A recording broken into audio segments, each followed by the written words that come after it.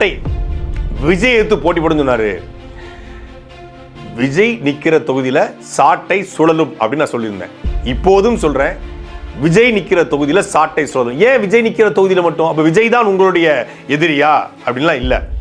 தமிழ்நாட்டு அரசியல்ல ஒரு தவறான அரசியலை, எந்த விதமான கொள்கை கோட்பாடு சித்தாந்த தெளிவும் இல்லாத ஒரு அரசியலை ஒருத்தர் புதுசா கொண்டு வராரு.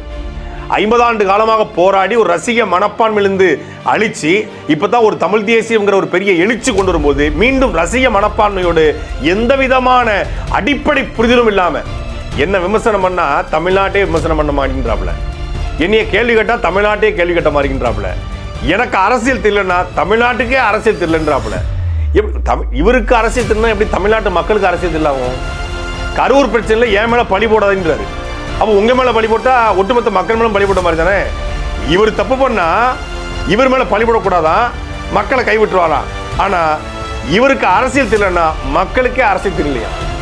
இப்போ வரைக்கும் கேட்கிறோம், தாவேக்காவோட கொள்கை என்ன, கொள்கை என்னன்னு. எந்த கொள்கையும் கொள்கை தேவையில்லை, எங்க தளபதியே போதும் சொல்லி குஷியான கட்சிக்காரன் யாருக்கோ எதற்காக விஜய் தேர்தல் நிற்கிறாரு, விஜய் அரசியலுக்கு வந்த பிறகு ஆட்சிக்கு வந்த பிறகு என்னென்ன செய்ய போறாரு, என்ன மாற்றத்தை செய்வாரு, ஊழல் லஞ்சத்தை, பசி பஞ்சத்தை, பாலியல் வன்கொடுமையை, சட்டம் ஒழுங்கு சீர்கட்ட எப்படி தடுப்பாரு, தமிழ்நாட்டினுடைய 9 லட்சம் கோடி இப்ப 10,36,000 கோடி 10 லட்சம் கோடி, இந்த 10 லட்சம் கோடி கடனை எப்படி அடைப்பாரு, புதிதாக கடன் வாங்காம தமிழ்நாட்டை எப்படி வளர்த்தெடுப்பாரு, தொழில்துறை எப்படி வளர்த்தெடுப்பாரு, வேலைவாய்ப்பு எப்படி வளர்த்தெடுப்பாரு, என்னத்தை சரி பண்ணுவாரு, அரசு ஊழியர்கள் இன்னைக்கு சம்பள பற்றாக்குறை, ஓய்வூதிய பற்றாக்குறை இருக்காங்க, அதை எப்படி சரி செய்வாரு, தமிழ்நாட்டில் தமிழருக்கு மட்டுமே வேலைவாய்ப்பு கொடுப்பாரா, வட இந்தியர்களுக்கு வேலைவாய்ப்பு கொடுப்பாரா, வட இந்தியர்கள் 1.5 கோடி பேர் உள்ள இருக்கிறாங்கன்னா அதை எப்படி தடுத்து நிறுத்துவாரு, அதுக்கு என்ன திட்டம் வச்சிருக்காரு, அவருடைய கருத்து என்ன, எதுவும் இல்லை.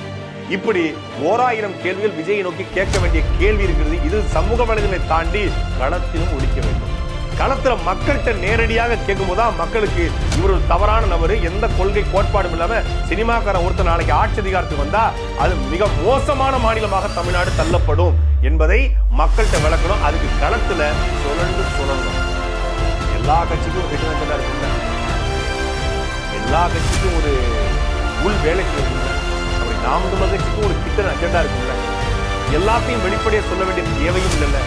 அந்த சீமான் என்கிட்ட என்ன வேலை கொடுத்தாரோ, என் கடன் பணி செய்து கிடப்பதுங்கிற மாதிரி என்கிட்ட என்ன வேலை கொடுத்தாரோ அந்த வேலையை இதுவரைக்கும் சிறப்பாக செஞ்சிருக்கிறேன், இனிமேலும் சிறப்பாக தரமா செய்வேன்னு நான் நம்புறேன்.